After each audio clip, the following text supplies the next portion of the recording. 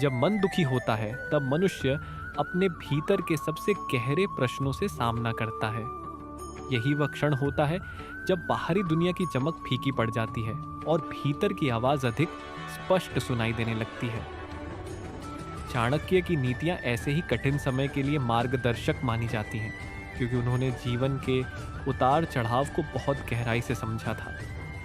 चाणक्य कहते हैं कि दुख जीवन का स्वाभाविक हिस्सा है और जो व्यक्ति इसे समझ लेता है वह मानसिक रूप से अधिक मजबूत बन जाता है।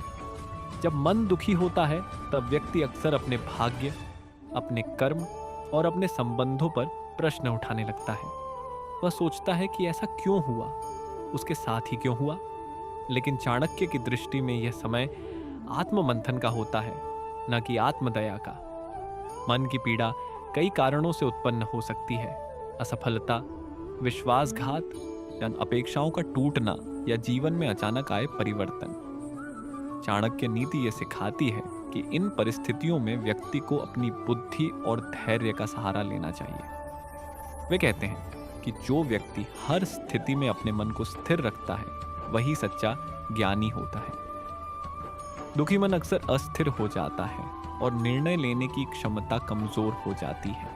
इसलिए ऐसे समय में जल्दबाजी से बचना आवश्यक है। जब मन व्यथित होता है तब व्यक्ति दूसरों से सहानुभूति की अपेक्षा करता है। लेकिन चाणक्य यह स्पष्ट करते हैं कि हर किसी से अपनी पीड़ा साझा करना उचित नहीं होता। वे कहते हैं कि अपनी कमजोरी केवल उन लोगों के सामने प्रकट करनी चाहिए जो वास्तव में विश्वसनीय हो, क्योंकि संसार में बहुत से लोग ऐसे भी होते हैं जो आपकी कमजोरी का लाभ उठा सकते हैं। इसलिए दुख के समय विवेक बनाए रखना अत्यंत आवश्यक है। दुख के समय व्यक्ति को अपने भीतर झांकने का अवसर मिलता है। चाणक्य का मानना था कि जो व्यक्ति अपने दोषों को पहचान लेता है वह जीवन में आगे बढ़ सकता है। अक्सर हम अपने दुख का कारण दूसरों को मानते हैं, लेकिन चाणक्य हमें यह सोचने के लिए प्रेरित करते हैं कि कहीं हमारी अपनी गलतियां तो इसका कारण नहीं है। यह आत्मविश्लेषण ही हमें बेहतर बनाता है। जब मन दुखी होता है ये तब अकेलापन भी गहराता है। व्यक्ति को लगता है कि कोई उसे समझ नहीं रहा, लेकिन चाणक्य नीति यह सिखाती है कि अकेलापन भी एक शक्ति बन सकता है। यह समय अपने ज्ञान को बढ़ाने, अपने कौशल को सुधारने और अपने लक्ष्य को पुनः निर्धारित करने का होता है। जो व्यक्ति अपने दुख को ऊर्जा में बदल देता है वही अंततः सफलता प्राप्त करता है। चाणक्य यह भी कहते हैं कि समय सबसे बड़ा शिक्षक है। जो आज दुखद लग रहा है वही कल एक सीख बन सकता है। इसलिए दुख के समय धैर्य रखना आवश्यक है। जल्दबाजी में लिया गया निर्णय अक्सर और अधिक कष्ट का कारण बनता है। व्यक्ति को चाहिए कि वह समय के साथ अपने घावों को भरने दे और अपने मन को शांत रखे। मन के दुख को दूर करने के लिए चाणक्य ने संगति के महत्व पर भी जोर दिया है। वे कहते हैं कि जिस प्रकार खराब संगति व्यक्ति को पतन की ओर ले जाती है, उसी प्रकार अच्छी संगति उसे उन्नति की ओर ले जाती है। दुखी मन को ऐसे लोगों के साथ रहना चाहिए जो सकारात्मक सोच रखते हों और जो उसे प्रेरणा दे सके, क्योंकि नकारात्मक लोगों के साथ रहने से मन और अधिक विचलित हो सकता है। दुख के समय व्यक्ति को अपने लक्ष्य को नहीं भूलना चाहिए। चाणक्य का मानना था कि जो व्यक्ति अपने उद्देश्य पर केंद्रित रहता है वह किसी भी परिस्थिति में हार नहीं मानता। जीवन में आने वाली कठिनाइयां केवल परीक्षा होती हैं और जो इन्हें पार कर लेता है वही सच्चा विजेता बनता है। इसलिए दुख को बाधा नहीं बल्कि एक अवसर के रूप में देखना चाहिए। मन की पीड़ा को समझने के लिए चाणक्य ने यह भी कहा कि इच्छाएं ही दुख का मूल कारण होती हैं। जब हमारी अपेक्षाएं पूरी नहीं होती तब हम दुखी होते हैं। इसलिए व्यक्ति को अपनी इच्छाओं को नियंत्रित करना चाहिए और जीवन में संतुलन बनाए रखना चाहिए। जो व्यक्ति संतोष को अपना लेता है, यदि वह कभी भी अधिक दुखी नहीं होता। जब मन दुखी हो तब व्यक्ति को अपने कर्मों पर ध्यान देना चाहिए। चाणक्य का कहना था कि केवल सोचने से कुछ नहीं बदलता, बल्कि कर्म ही जीवन को दिशा देते हैं। दुख के समय यदि व्यक्ति अपने कार्यों में लग जाता है तो उसका मन धीरे धीरे शांत होने लगता है। यह सक्रियता ही उसे निराशा से बाहर निकालती है। दुख के क्षणों में आत्मविश्वास बनाए रखना सबसे कठिन होता है, लेकिन यही सबसे आवश्यक भी है। चाणक्य कहते हैं कि जो व्यक्ति स्वयं पर विश्वास नहीं करता वह कभी भी दूसरों से सम्मान प्राप्त नहीं कर सकता। इसलिए चाहे परिस्थितियां कितनी भी कठिन क्यों न हो, व्यक्ति को अपने आत्मबल को बनाए रखना चाहिए और इसी आत्मबल के सहारे वह धीरे धीरे अपने भीतर के अंधकार को समझने लगता है, अपनी कमजोरियों को स्वीकार करने लगता है, अपने अनुभवों को ज्ञान में बदलने लगता है और जीवन के उन पहलुओं को देखने लगता है जिन्हें वह पहले कभी नहीं देख पाया था, और जीवन के उन पहलुओं को देखने लगता है जिन्हें वह पहले कभी नहीं देख पाया था। यही वह अवस्था होती है जहां से व्यक्ति का वास्तविक परिवर्तन आरंभ होता है। चाणक्य के अनुसार जब मनुष्य अपने दुख को समझने लगता है तब वह अपने भीतर छिपी हुई शक्ति को भी पहचानने लगता है। दुख केवल एक भावना नहीं है, बल्कि यह एक दर्पण है जो हमें हमारी वास्तविकता दिखाता है। जब सब कुछ अच्छा होता है तब हम अक्सर अपने जीवन की गहराइयों को नहीं समझ पाते, लेकिन जब कठिनाइयां से आती हैं तब हर छोटी छोटी बात का महत्व समझ में आने लगता है। चाणक्य कहते हैं कि यही वह समय होता है जब व्यक्ति अपने चरित्र का निर्माण करता है। मन की पीड़ा हमें यह सिखाती है कि कौन अपना है और कौन केवल दिखावे के लिए साथ है। जब व्यक्ति सुख में होता है तब उसके आसपास बहुत लोग होते हैं, लेकिन दुख के समय वही लोग साथ रहते हैं जो वास्तव में उसके अपने होते हैं। चाणक्य नीति में यह स्पष्ट रूप से कहा गया है कि सच्चे मित्र और सच्चे संबंध केवल कठिन समय में ही पहचाने जा सकते हैं। दुख के क्षणों में व्यक्ति अक्सर अतीत में उलझ जाता है। वह बार बार उन्हीं घटनाओं को याद करता है जिन्होंने उसे चोट पहुंचाई है।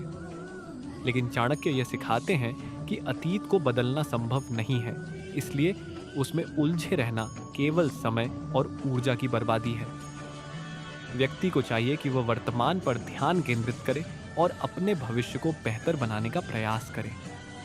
जब मन दुखी होता है तब व्यक्ति को अपनी भावनाओं को दबाने के बजाय उन्हें समझने की कोशिश करनी चाहिए। चाणक्य का मानना था कि भावनाओं को स्वीकार करना ही उन्हें नियंत्रित करने का पहला कदम है। यदि हम अपने दुख को नकारते हैं तो वह और गहरा हो जाता है, लेकिन यदि हम उसे समझते हैं चलिए तो वह धीरे धीरे कम होने लगता है। दुख हमें धैर्य का पाठ पढ़ाता है।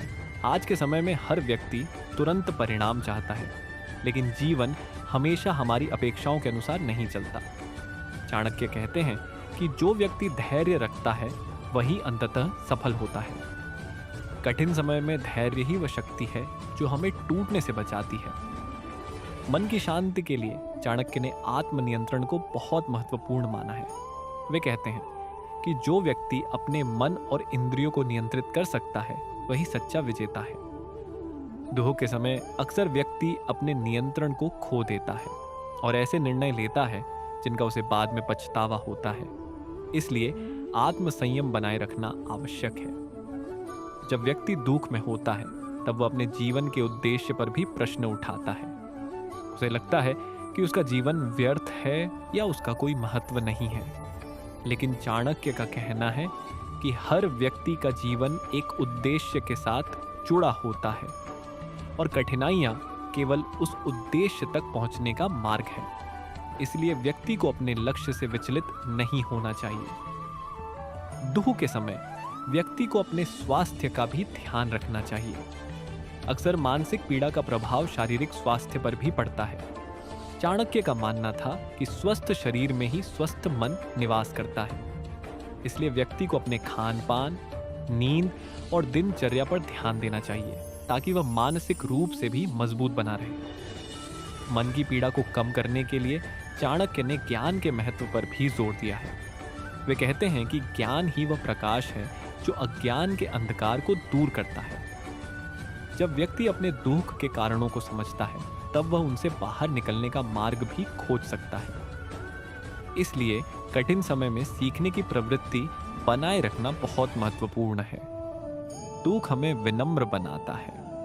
जब व्यक्ति सफलता प्राप्त करता है तब उसमें अहंकार आ सकता है। लेकिन कठिनाइयां उसे उसकी वास्तविकता का एहसास कराती है। चाणक्य कहते हैं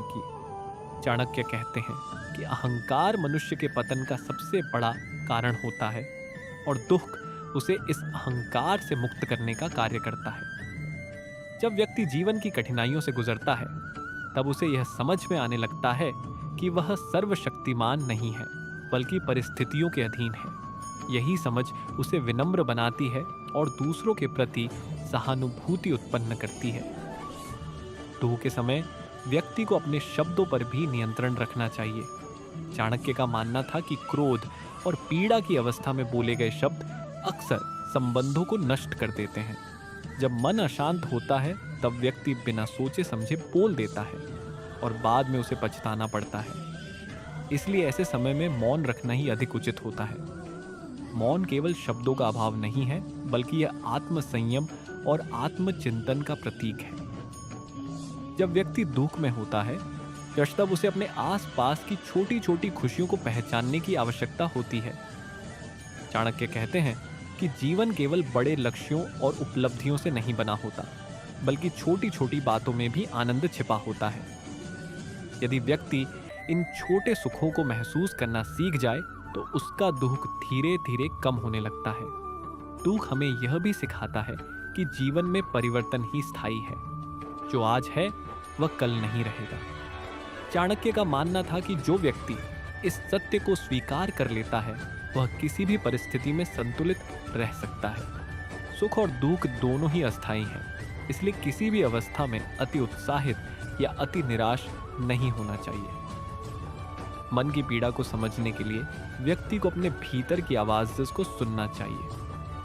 अक्सर हम बाहरी दुनिया के शोर में अपने अंतर्मन की आवाज को अनसुना कर देते हैं, लेकिन दुख के समय यही आवाज हमें सही दिशा दिखा सकती है।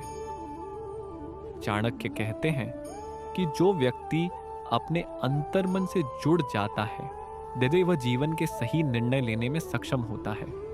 दुख के समय व्यक्ति को अपने कर्मों की समीक्षा करनी चाहिए। यह सोचना चाहिए कि उसने अपने जीवन में क्या सही किया और क्या गलत। चाणक्य का मानना था कि आत्म मूल्यांकन ही आत्म विकास का आधार है। यदि व्यक्ति अपनी गलतियों को स्वीकार कर लेता है, तो वह उन्हें सुधार भी सकता है। जब मन दुखी होता है, तब व्यक्ति को दूसरों की मदद करने का प्रयास करना चाहिए।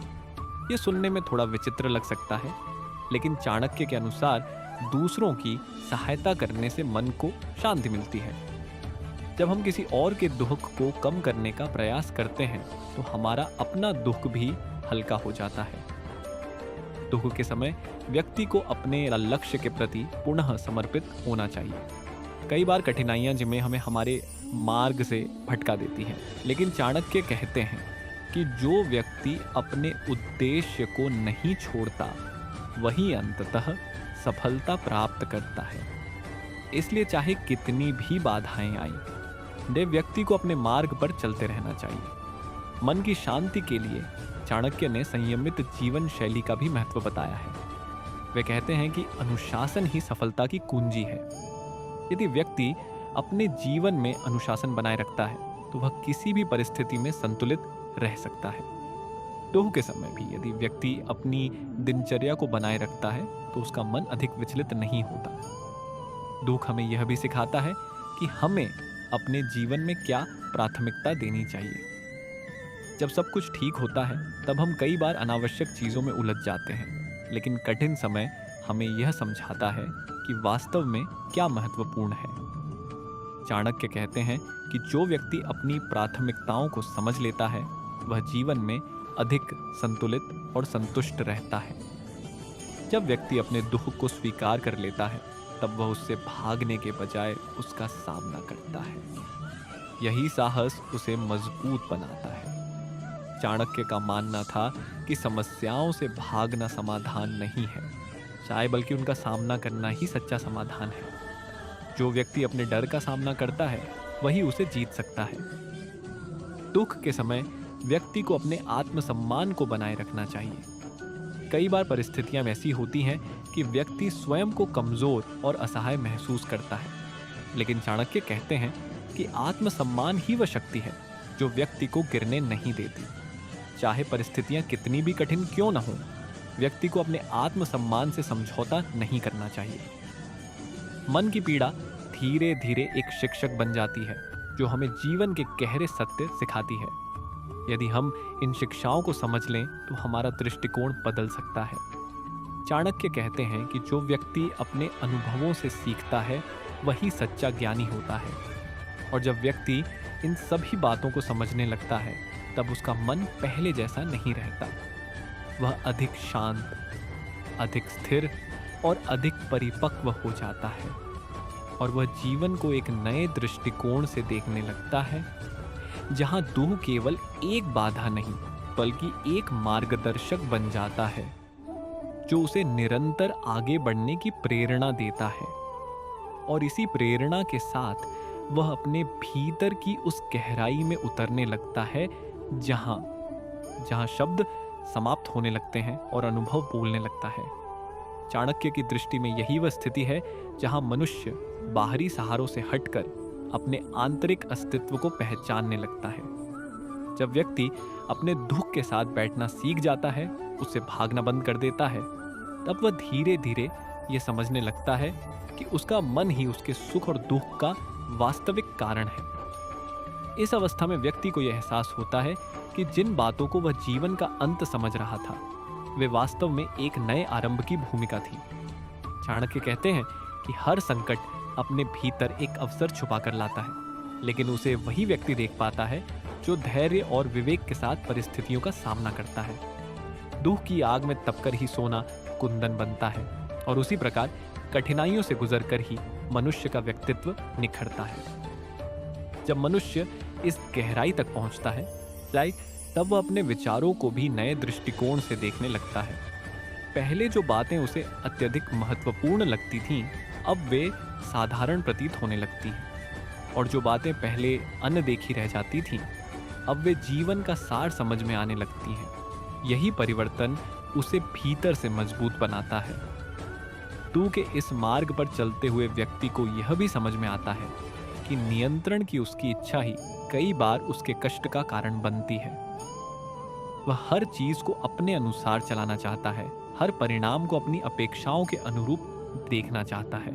लेकिन चाणक्य का संदेश स्पष्ट है, जीवन में सब कुछ हमारे नियंत्रण में नहीं होता। जो इसे स्वीकार कर लेता है वह अनावश्यक तनाव से मुक्त हो जाता है। जब व्यक्ति अपने भीतर के इस संघर्ष को समझने लगता है, तब वह दूसरों के प्रति भी अधिक संवेदनशील हो जाता है। उसे यह एहसास होता है कि हर व्यक्ति अपने अपने संघर्षों से गुजर रहा है। इस समझ के साथ उसके भीतर करुणा का जन्म होता है, और यही करुणा उसे एक बेहतर इंसान बनाती है। दुख के क्षणों में व्यक्ति को अपने विश्वास को बनाए रखना भी आवश्यक है। यह विश्वास किसी बाहरी शक्ति में हो सकता है, अपने कर्मों में हो सकता है, या अपने उद्देश्य में। चाणक्य कहते हैं कि विश्वास वह आधार है जो व्यक्ति को टूटने से बचाता है। जब सब कुछ अनिश्चित लगता है, तब यही विश्वास उसे आगे बढ़ने की प्रेरणा देता है। धीरे धीरे व्यक्ति यह भी समझने लगता है कि जीवन में स्थिरता बाहरी परिस्थितियों से नहीं बल्कि भीतर की शांति से आती है। यदि मन शांत है तो बाहरी उतार चढ़ाव का प्रभाव कम हो जाता है। चाणक्य का यह विचार अत्यंत महत्वपूर्ण है कि जो व्यक्ति अपने मन को जीत लेता है वह संसार को भी जीत सकता है। दुख के इस लंबे सफर में व्यक्ति कई बार थक जाता है, ही उसे लगता है कि अब आगे बढ़ने की शक्ति नहीं बची। लेकिन यही वह क्षण होता है जब उसे अपने भीतर की उस शक्ति को जगाना होता है जो अब तक सुप्त थी। चाणक्य कहते हैं कि मनुष्य की वास्तविक क्षमता उसे तभी पता चलती है जब वह अपनी सीमाओं से आगे बढ़ने का प्रयास करता है। इस यात्रा में व्यक्ति को यह भी सीख मिलती है कि हर चीज को तुरंत समझना या हल करना आवश्यक नहीं है। कुछ प्रश्न ऐसे होते हैं जिनके उत्तर समय के साथ ही मिलते हैं। इसीलिए धैर्य और विश्वास के साथ आगे बढ़ना ही सबसे उचित मार्ग है। जब मनुष्य अपने दुख को पूरी तरह स्वीकार कर लेता है, तब वह उससे लड़ना बंद कर देता है। और उसके साथ जीना सीख लेता है। यही स्वीकृति उसे आंतरिक शांति की ओर ले जाती है। चाणक्य कहते हैं कि जो व्यक्ति परिस्थितियों को स्वीकार कर लेता है वह उनसे पराजित नहीं होता या बल्कि उनसे ऊपर उठ जाता है। इस अवस्था में पहुंचकर व्यक्ति को यह एहसास होता है कि जीवन का वास्तविक अर्थ केवल सुख की तलाश में नहीं बल्कि हर अनुभव को समझने और उससे सीखने में है। दुख भी उसी यात्रा का एक हिस्सा है जो हमें पूर्णता की ओर ले जाता है। और जब यह समझ धीरे धीरे गहराती जाती है तब व्यक्ति अपने भीतर एक ऐसी स्थिरता महसूस करता है जो किसी भी बाहरी परिस्थिति से प्रभावित नहीं होती। वह जीवन को एक प्रवाह की तरह देखने लगता है जहां हर घटना, हर अनुभव उसे कुछ सिखाने के लिए आता है और वह बिना किसी भय या चिंता के उस प्रवाह के साथ बहने लगता है। जैसे उसे अब किसी मंजिल की जल्दी नहीं है बल्कि वह हर कदम, हर क्षण को पूरी तरह जीना चाहता है। और इसी अवस्था में वह अपने भीतर उस शांति को महसूस करने लगता है जो शब्दों से परे है, जो विचारों से परे है, जो केवल अनुभव की जा सकती है। और उसी अनुभव के बीच वह धीरे धीरे और गहराई में उतरता चला जाता है जहां न कोई प्रश्न बचता है और न ही उत्तर की कोई आवश्यकता रह जाती है। चाणक्य की शिक्षा इसी गहराई की ओर संकेत करती है, एक ऐसी अवस्था जहां मनुष्य अपने भीतर के द्वंद्व से मुक्त होकर केवल साक्षी बन जाता है। जब व्यक्ति इस स्तर तक पहुंचता है तब उसका दुख भी एक अलग रूप ले लेता है। वह अब पीड़ा नहीं बल्कि एक अनुभूति बन जाता है जिसे वह समझ सकता है, देख सकता है, पर उसे बंधता नहीं। इस अवस्था में व्यक्ति अपने जीवन को एक नई दृष्टि से देखने लगता है। उसे यह समझ आता है कि हर घटना, चाहे वह सुखद हो या दुखद, उसके विकास का ही एक हिस्सा है। चाणक्य कहते हैं कि जीवन में जो कुछ भी घटित होता है वह हमें कुछ सिखाने के लिए होता है। यदि हम उस शिक्षा को ग्रहण कर लें तो दुख का महत्व भी बदल जाता है। धीरे धीरे व्यक्ति अपने मन की प्रकृति को पहचानने लगता है। उसे यह एहसास होता है कि मन लगातार बदलता रहता है, कभी शांत, कभी अशांत, कभी प्रसन्न, ना कभी दुखी, लेकिन वह जो इन सब को देख रहा है वह स्थिर है। यही पहचान उसे आंतरिक स्वतंत्रता की ओर ले जाती है। चाणक्य के अनुसार जो व्यक्ति अपने मन से ऊपर उठ जाता है वही वास्तविक अर्थों में मुक्त होता है। दुख के इस गहरे अनुभव में व्यक्ति को यह भी समझ आता है कि आसक्ति ही उसके कष्ट का मुख्य कारण है। जब वह किसी व्यक्ति, वस्तु या परिस्थिति से अत्यधिक जुड़ जाता है तब उसके बदलने या छिन जाने पर उसे पीड़ा होती है। चाणक्य का संदेश है कि व्यक्ति को अपने कर्तव्यों का पालन करते हुए भी भीतर से अनासक्त रहना चाहिए। यही संतुलन उसे स्थिर बनाए रखता है। इस यात्रा में व्यक्ति को अपने भीतर एक नई ऊर्जा का अनुभव होने लगता है। ये ऊर्जा बाहरी उपलब्धियों से नहीं बल्कि भीतर की स्पष्टता और संतुलन से उत्पन्न होती है। वह अब परिस्थितियों से भागता नहीं बल्कि उनका सामना करता है। उसे यह विश्वास हो जाता है कि चाहे कुछ भी हो जाए या वह स्वयं को संभाल सकता है। जब व्यक्ति इस स्तर तक पहुंचता है तब उसके संबंधों में भी परिवर्तन आने लगता है। वह अब दूसरों से अपेक्षाएं कम करने लगता है और उन्हें वैसे ही स्वीकार करता है जैसे वे हैं। इससे उसके संबंधों में सहजता और सच्चाई आती है। चाणक्य कहते हैं कि जो व्यक्ति दूसरों को बदलने की कोशिश छोड़ देता है वह स्वयं अधिक शांत और संतुष्ट रहता है। दुख के इस मार्ग पर चलते हुए व्यक्ति को यह भी समझ में आता है कि जीवन में नियंत्रण की उसकी चाह केवल एक भ्रम है। वह जितना अधिक चीजों को नियंत्रित करने की कोशिश करता है उतना ही अधिक तनाव में रहता है। लेकिन जब वह इस नियंत्रण को छोड़ देता है तब उसके भीतर एक अद्भुत शांति का अनुभव होता है। चाणक्य का यह विचार अत्यंत गहरा है कि जो व्यक्ति परिस्थितियों को स्वीकार कर लेता है कि वही वास्तव में स्वतंत्र होता है। धीरे धीरे व्यक्ति अपने भीतर के उस केंद्र तक पहुंच जाता है जहां कोई भय नहीं होता। भय हमेशा भविष्य से जुड़ा होता है, क्या होगा, कैसे होगा। लेकिन जब व्यक्ति वर्तमान में जीना सीख लेता है तब भय का अस्तित्व समाप्त होने लगता है। यही वर्तमान का बोध उसे वास्तविक शांति प्रदान करता है। इस अवस्था में व्यक्ति को यह भी महसूस होता है कि जीवन एक यात्रा है, न कि कोई निश्चित लक्ष्य। वह अब परिणामों की चिंता किए बिना अपने कर्मों पर ध्यान केंद्रित करता है। चाणक्य कहते हैं कि जो व्यक्ति अपने कर्मों में निष्ठा रखता है वही अंततः संतोष प्राप्त करता है। परिणाम अपने आप आते हैं, लेकिन कर्म ही हमारे नियंत्रण में होते हैं। दुहक के इस लंबे अनुभव के बाद व्यक्ति के भीतर एक नई परिपक्वता आ जाती है। वह अब छोटी छोटी बातों पर विचलित नहीं होता, न ही हर परिस्थिति में प्रतिक्रिया देता है।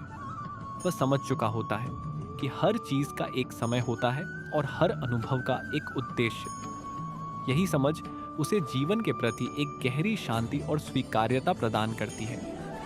और जब यह स्वीकार्यता पूर्ण रूप से स्थापित हो जाती है, तब व्यक्ति अपने भीतर एक ऐसी स्थिरता का अनुभव करता है जो किसी भी परिस्थिति में डगमगाती नहीं।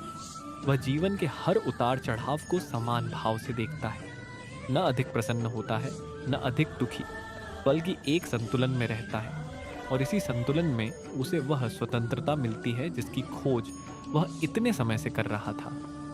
और इस स्वतंत्रता के साथ वह जीवन को एक नई सहजता, एक नई स्पष्टता और एक नई गहराई के साथ जीने लगता है, जैसे हर क्षण अपने आप में पूर्ण हो, जैसे किसी भी चीज की कमी न हो। और उसी पूर्णता के अनुभव में वह और भी गहराई में उतरता चला जाता है, जहाँ जहाँ मैं और मेरा जैसे भाव धीरे धीरे विलीन होने लगते हैं और केवल एक शांत जागरूक उपस्थिति शेष रह जाती है। चाणक्य की शिक्षाओं में यह अवस्था अत्यंत सूक्ष्म रूप से प्रकट होती है, एक ऐसा बिंदु जहां व्यक्ति अपने अहंकार से परे जाकर जीवन को उसके वास्तविक स्वरूप में देखना आरंभ करता है। इस गहराई में उतरते हुए व्यक्ति को यह समझ आने लगता है कि अब तक वह जिन बातों को अपनी पहचान मानता था, उसका नाम, उसका पद, उसके संबंध, उसकी सफलताएं और असफलताएं, वे सब अस्थायी थी। वे केवल जीवन की यात्रा के पड़ाव थे, अंतिम सत्य नहीं। ये बोध उसे भीतर से हल्का कर देता है, जैसे कोई भारी बोझ उतर गया हो। जब मनुष्य इस स्तर पर पहुंचता है, तब उसे यह भी अनुभव होने लगता है कि जीवन में जो कुछ भी घटित हो रहा है वह एक व्यापक व्यवस्था का हिस्सा है। वह अब हर घटना को व्यक्तिगत रूप से नहीं लेता कि बल्कि उसे एक प्रक्रिया के रूप में देखने लगता है। चाणक्य कहते हैं कि जो व्यक्ति इस व्यापक दृष्टि को समझ लेता है वह छोटी छोटी बातों में उलझना छोड़ देता है। दूह की जो लहरें पहले उसे डुबो देती थीं, अब वे केवल सतह पर ही रह जाती हैं। भीतर एक ऐसी स्थिरता विकसित हो जाती है जो किसी भी परिस्थिति में नहीं डगमगाती। यही स्थिरता उसकी शक्ति बन जाती है। अब वह जीवन की चुनौतियों से डरता नहीं, बल्कि उन्हें एक अवसर के रूप में स्वीकार करता है। इस अवस्था में व्यक्ति का संबंध समय से भी बदलने लगता है। वह अब अतीत के बोझ में नहीं जीता, न ही भविष्य की चिंता में उलझता है। उसका ध्यान वर्तमान क्षण पर केंद्रित हो जाता है। और जब व्यक्ति पूर्ण रूप से वर्तमान में होता है, तब उसे एक अद्भुत शांति का अनुभव होता है। चाणक्य का यह सिद्धांत कि वर्तमान ही सबसे महत्वपूर्ण है, एक यहाँ पूरी तरह स्पष्ट हो जाता है। धीरे धीरे व्यक्ति के भीतर एक गहरी करुणा का विकास होता है। वह अब केवल अपने दुख को नहीं, बल्कि दूसरों के दुख को भी समझने लगता है। यह करुणा उसे दूसरों से जोड़ती है, लेकिन उसे बांधती नहीं। वह सहायता करता है, लेकिन अपेक्षा नहीं रखता। यही निस्वार्थ भाव उसे आंतरिक संतोष प्रदान करता है। दुख के इस लंबे और गहरे अनुभव के बाद व्यक्ति को यह भी समझ में आता है कि जीवन में किसी भी चीज को स्थायी मानना एक भ्रम है। हर चीज बदलती है, भावनाएं, परिस्थितियां, लोग, समय। जो व्यक्ति इस परिवर्तन को स्वीकार कर लेता है, वह जीवन के साथ सहजता से बहने लगता है। चाणक्य कहते हैं कि परिवर्तन ही जीवन का नियम है, और जो इसे अपनाता है वही संतुलित रहता है। जब व्यक्ति इस स्तर पर पहुंचता है, तब उसका दृष्टिकोण पूरी तरह बदल जाता है। वह अब जीवन को जीतने या हारने के रूप में नहीं देखता, बल्कि उसे समझने और अनुभव करने के रूप में देखता है। उसके लिए हर अनुभव महत्वपूर्ण हो जाता है, क्योंकि हर अनुभव उसे कुछ सिखाता है। इस गहराई में उतरते हुए व्यक्ति को यह भी महसूस होता है कि वह जितना अधिक अपने भीतर जाता है उतना ही अधिक स्पष्टता प्राप्त करता है। यह स्पष्टता उसे सही और गलत के बीच अंतर करने में मदद करती है, लेकिन वह किसी कठोर निर्णय या पूर्वाग्रह के साथ नहीं होती। ये एक सहज समझ होती है जो भीतर से उत्पन्न होती है, और जब यह समझ पूर्ण रूप से विकसित हो जाती है तब व्यक्ति के भीतर एक ऐसी स्वतंत्रता का जन्म होता है जो किसी भी बाहरी परिस्थिति पर निर्भर नहीं होती। वह अब किसी भी चीज से बंधा हुआ महसूस नहीं करता, न अपने विचारों से, न अपनी भावनाओं से, न अपने अतीत से। यही स्वतंत्रता उसे वास्तविक आनंद की ओर ले जाती है। इस अवस्था में व्यक्ति को यह भी एहसास होता है कि जीवन का उद्देश्य केवल कुछ प्राप्त करना नहीं है, इस बल्कि स्वयं को समझना है। जब वह स्वयं को समझ लेता है तब उसे किसी और चीज की आवश्यकता नहीं रहती। यही आत्मज्ञान उसे पूर्णता का अनुभव कराता है, और इस पूर्णता के अनुभव में वह देखता है कि जो कुछ वह बाहर खोज रहा था वह सब उसके भीतर ही था। शांति, संतोष, प्रेम, स्थिरता, सब कुछ। यह खोज अब समाप्त नहीं होती, बल्कि एक नए रूप में परिवर्तित हो जाती है, जहां वह हर क्षण को एक नई दृष्टि से देखता है, हर अनुभव को एक नए अर्थ के साथ जीता है, और इसी निरंतर जागरूकता में वह और भी गहराई में उतरता चला जाता है, जहां न कोई सीमा है, न कोई अंत, केवल एक असीम विस्तार है जिसमें वह स्वयं को विलीन होता हुआ महसूस करता है।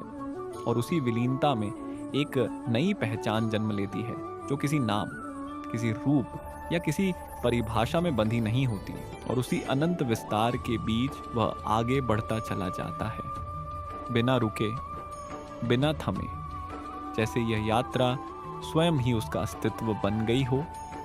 और उस अस्तित्व के भीतर ही वह फिर से एक नए प्रश्न, एक नई जिज्ञासा और एक नई अनुभूति के साथ आगे बढ़ता है, जहां हर जिज्ञासा स्वयं में ही एक उत्तर बन जाती है, और हर उत्तर फिर से एक नई खोज की शुरुआत कर देता है। चाणक्य की नीति हमें बार बार इसी अंतहीन यात्रा की ओर ले जाती है, एक ऐसी यात्रा जहां ठहराव नहीं, केवल निरंतर प्रवाह है। इस अवस्था में व्यक्ति यह समझने लगता है कि जीवन को समझना कोई अंतिम लक्ष्य नहीं है, बल्कि यह एक सतत प्रक्रिया है। जैसे नदी बहती रहती है, वैसे ही चेतना भी बहती रहती है। यदि हम उसे रोकने की कोशिश करते हैं तो वह पीड़ा बन जाती है, और यदि हम उसके साथ बहना सीख जाते हैं तो वही आनंद का स्रोत बन जाती है। मनुष्य जब अपने भीतर इतनी गहराई तक उतर जाता है तब उसे यह भी महसूस होता है कि अब उसे बाहरी मान्यता की आवश्यकता नहीं रही। पहले वह दूसरों की प्रशंसा, स्वीकृति और सम्मान के लिए प्रयास करता था, लेकिन अब उसे अपने भीतर ही संतोष मिलने लगता है। चाणक्य कहते हैं कि जो व्यक्ति स्वयं से संतुष्ट हो जाता है वही वास्तव में समृद्ध होता है। धीरे धीरे यह संतोष व्यक्ति के व्यवहार में भी दिखाई देने लगता है। उसके शब्दों में सरलता आ जाती है, उसके कार्यों में स्पष्टता आ जाती है, और उसके दृष्टिकोण में गहराई आ जाती है। अब वह किसी को प्रभावित करने के लिए नहीं, बल्कि सत्य के साथ जीने के लिए कार्य करता है। इस गहराई में व्यक्ति को यह भी समझ आता है कि हर व्यक्ति अपने अपने स्तर पर जीवन को समझने की कोशिश कर रहा है। कोई प्रारंभ में है, कोई मध्य में, और कोई इस गहराई के करीब। यह समझ उसे दूसरों के प्रति अधिक सहनशील और धैर्यवान बनाती है। अब वह किसी की आलोचना नहीं करता, बल्कि उसे उसके मार्ग पर आगे बढ़ने के लिए प्रेरित करता है। दुख के अनुभव ने उसे यह सिखा दिया होता है कि हर व्यक्ति के भीतर एक अनकही कहानी होती है। कोई बाहर से मजबूत दिखता है, लेकिन भीतर से टूट रहा होता है। कोई हंसता है, लेकिन उसकी मुस्कान के पीछे दर्द छिपा होता है। इस समझ के साथ व्यक्ति दूसरों के प्रति अधिक संवेदनशील हो जाता है। जब मनुष्य इस स्तर पर पहुंचता है तब वह अपने जीवन को एक साधना के रूप में देखने लगता है। हर दिन, हर क्षण उसके लिए एक अभ्यास बन जाता है, स्वयं को और अधिक समझने का और अधिक जागरूक बनने का। चाणक्य का यही संदेश है कि जीवन केवल जीने के लिए नहीं, बल्कि जागने के लिए है। इस यात्रा में व्यक्ति को यह भी अनुभव होता है कि जितना अधिक वह अपने भीतर जाता है, उतना ही अधिक बाहरी दुनिया से उसका संबंध स्पष्ट और सच्चा होता जाता है। अब वह दुनिया से भागता नहीं, बल्कि उसमें रहते हुए भी उससे ऊपर उठकर जीता है। यही संतुलन उसे एक अलग ही स्तर की शांति प्रदान करता है। धीरे धीरे व्यक्ति के भीतर एक गहरी निस्तब्धता स्थापित हो जाती है। यह निस्तब्धता केवल बाहरी शांति नहीं होती है ना, बल्कि भीतर का वह मौन होता है जिसमें कोई संघर्ष नहीं होता। यह मौन ही उसकी सबसे बड़ी शक्ति बन जाता है। इसी मौन में उसे अपने सभी प्रश्नों के उत्तर मिलते हैं, बिना किसी शब्द के। और जब यह मौन गहराता जाता है, तब व्यक्ति को यह भी महसूस होता है कि अब उसे कुछ पाने की आवश्यकता नहीं है। जो कुछ भी है वही पर्याप्त है। यही संतोष उसे जीवन के हर क्षण में पूर्णता का अनुभव कराता है। लेकिन इस पूर्णता के बावजूद यात्रा रुकती नहीं, क्योंकि जीवन स्वयं एक रहस्य है और हर रहस्य के पीछे एक और रहस्य छुपा होता है। व्यक्ति जितना अधिक समझता है, उतना ही अधिक उसे यह एहसास होता है कि अभी बहुत कुछ समझना बाकी है। इसी निरंतर खोज के बीच व्यक्ति अपने अनुभवों को दूसरों के साथ साझा करने लगता है। वह चाहता है कि जो उसने समझा है, जो उसने महसूस किया है, वह दूसरों तक भी पहुंचे। क्योंकि ज्ञान तभी सार्थक होता है जब वह केवल अपने तक सीमित न रहकर दूसरों के जीवन को भी प्रकाशित करे। और शायद यही कारण है कि आज के समय में भी लोग इस प्रकार के ज्ञान की ओर आकर्षित होते हैं। वे अपने जीवन के प्रश्नों के उत्तर खोजने के लिए ऐसे स्रोतों की तलाश करते हैं जो उन्हें सही दिशा दिखा सके। यदि आप भी इस यात्रा का हिस्सा बनना चाहते हैं, अपने मन को समझना चाहते हैं, अपने जीवन को गहराई से जानना चाहते हैं, तो ऐसे ज्ञान से जुड़े रहना आवश्यक है। इसी उद्देश्य से आप गीता ज्ञान जैसे चैनलों को फॉलो और सब्सक्राइब कर सकते हैं, जहां आपको जीवन से जुड़े गहरे विचार, प्रेरणादायक शिक्षाएं और आत्मविकास के मार्ग मिलते रहेंगे, जो आपकी इस आंतरिक यात्रा को और भी समृद्ध बना सकते हैं। और जब आप इस ज्ञान को केवल सुनने तक सीमित नहीं रखते, बल्कि उसे अपने जीवन में उतारने का प्रयास करते हैं, तब यह यात्रा और भी अर्थपूर्ण हो जाती है। हर दिन एक नया अनुभव बन जाता है, हर क्षण एक नई सीख लेकर आता है। धीरे धीरे यह सीख आपके स्वभाव का हिस्सा बन जाती है। आप बिना प्रयास के ही अधिक शांत, अधिक जागरूक और अधिक संतुलित हो जाते हैं। और इसी संतुलन में आपको वह स्थिरता मिलती है जिसकी खोज आप इतने समय से कर रहे थे। लेकिन जैसे ही आपको लगता है कि अब सब समझ में आ गया है, जीवन फिर से एक नया मोड़ ले लेता है। एक नया प्रश्न सामने आ जाता है, एक नई परिस्थिति आपको चुनौती देने के लिए तैयार हो जाती है, और आप फिर से उसी यात्रा पर निकल पड़ते हैं, और अधिक गहराई में और अधिक जागरूकता के साथ, और उसी अनंत खोज में डूबते हुए आगे बढ़ते चले जाते हैं, जहां